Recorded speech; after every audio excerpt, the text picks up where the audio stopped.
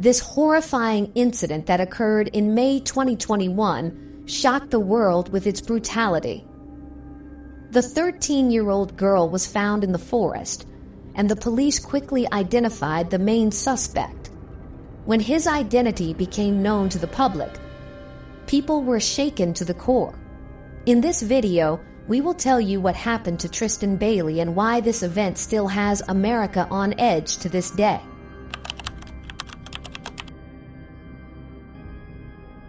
Tristyn Bailey lived in St. Johns County, Florida, just minutes away from the major city of Jacksonville. The area where she lived with her family was very picturesque and affluent. Surrounded by forests and dotted with dozens of ponds, together with the climate of the southern state, it created excellent living conditions.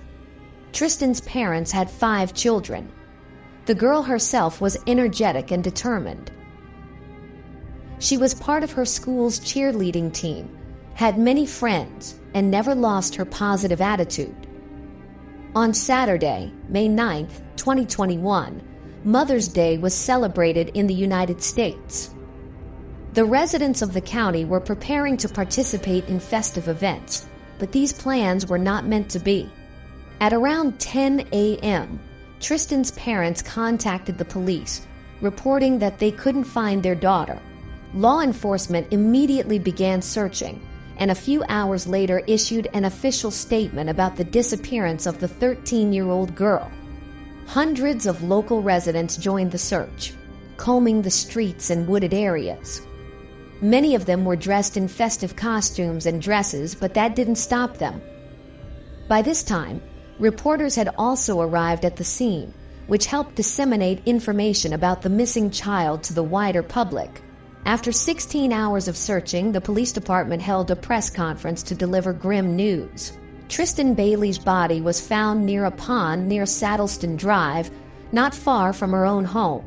She was discovered by one of the local residents who had seen the missing person notice about Tristyn and joined the search. In his statement, the sheriff revealed almost no details. He said that the police would continue the investigation and urged journalists not to harass the family of the victim during this difficult time. However, it soon became known that a crime had taken place. This news shook the local community. In their prestigious neighborhood, such acts were rare, and no one could imagine such a thing happening. Hundreds of people gathered to support Tristyn's family and honor her memory. Dozens of local residents also handed over surveillance footage from cameras installed on their homes to the police. They all wondered who could have done such a thing to Tristyn. And these recordings indeed helped the police. On the morning of May 9th, Tristyn was spotted on camera near the Durban Crossing Sports Center in the company of an unknown person. Judging by his appearance, he was roughly the same age as the girl.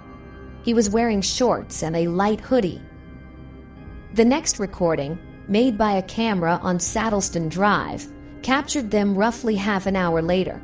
They were moving towards the end of the street, which culminated in a dead end and bordered a wooded area. Nearly 2 hours later, the same camera captured the same person, but Tristyn was no longer with him. He was walking in the opposite direction, and there was something strange here. The person was carrying his shoes in his hands. The police quickly identified this person. He turned out to be 14-year-old Aiden Fucci, who attended the same school as Tristyn and lived nearby. Moreover, it was only a few minutes' walk from where the girl's body was found to Aiden's house. Detectives went to his home to ask some questions.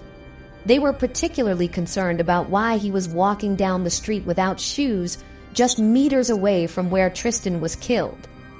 Aiden claimed he had a blister on his foot and decided to walk home without shoes. This explanation didn't satisfy the police, and they obtained a warrant to search his home. There they found the clothing he was wearing when caught on camera near Tristyn. Some of the items had traces of a reddish liquid. By May 10th, the sheriff announced the arrest of Aiden Fucci. He was charged with second-degree heinous crime.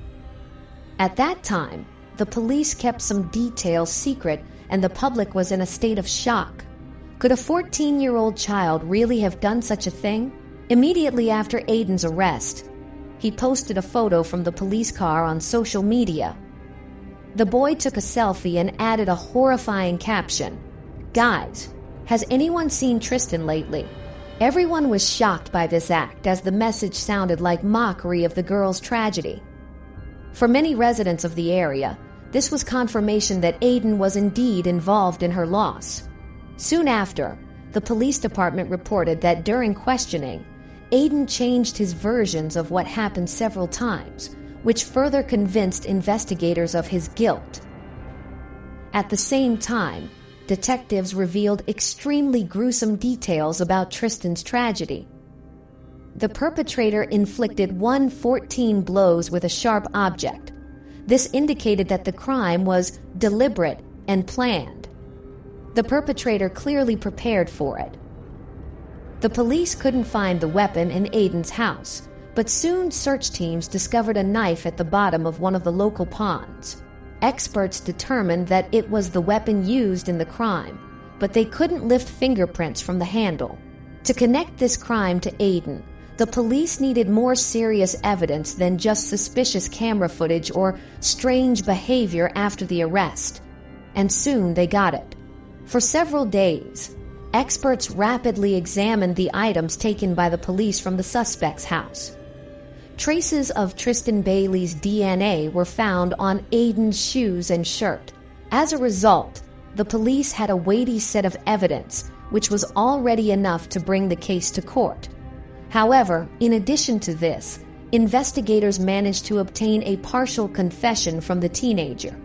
Aiden admitted that he and Tristyn were walking together on the streets, and at some point, an argument arose between them. Then the boy pushed the girl. She fell and hit her head on the ground. After that, Aiden supposedly went home. As you understand, this version is far from reality, given the many contradictions. It is possible that this story was concocted by the suspect's lawyer in an attempt to reduce everything to a charge of involuntary manslaughter. But with such a set of evidence, it was practically impossible. After interviewing Aiden's classmates and friends, the police found out another extremely disturbing fact. The teenager repeatedly mentioned his plans to take someone to the woods and eliminate them. None of his acquaintances considered it necessary to inform the parents or the police. Everyone thought Aiden was just joking. It turned out he openly talked about his plans.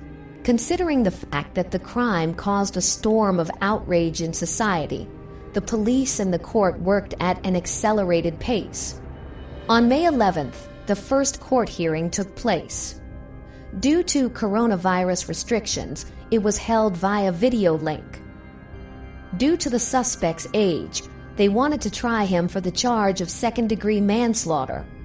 However, the cruelty with which this crime was committed prompted the judge to take a 21-day pause to make a very difficult decision, whether to try the 14-year-old boy as an adult and bring charges of first-degree manslaughter against him. The punishment greatly differs depending on the degree, but more on that later. At the trial, Aiden looked bewildered. It was evident that he was struggling to hold back tears. Seeing such a sight, it's hard to imagine that this 14-year-old boy is capable of committing such an inhumane crime. A week later, Aiden's lawyer asked to recuse himself from the case. He did not specify the reasons for such a decision. However, here everything can be quite obvious. Not every lawyer can defend a monster with a clear conscience. As a result, a free lawyer was appointed to the teenager. There are several nuances worth mentioning here. In the state of Florida, there is the death penalty, but it is only imposed on persons over 18 years old. Aiden is only 14, so the maximum punishment he could receive is life imprisonment with the possibility of parole after 40 years. On May 29th, the first court hearing was held under the new laws. There, he was only briefed on the case, and the final hearing was scheduled for June 10th. During all this time, Aiden was held in a separate block of the adult prison. When a teenager is tried as an adult, he is always separated from adult prisoners. I think it's unnecessary to specify what these rules are associated with. On June 4th, Aiden's lawyer sent a document to the court in which his client declared himself innocent. This meant that the court would have to prove his guilt, although no one doubted that the verdict would be guilty. As for Aiden himself, something strange happened to him. On September 1st, another video conference hearing took place. The boy suddenly started talking about demons, asking where he was and what was happening around him. Everything looked as if the boy had gone mad. Of course, a medical commission was appointed for him, which found him sane. The court sentenced him to 40 years in prison. Thank you for watching.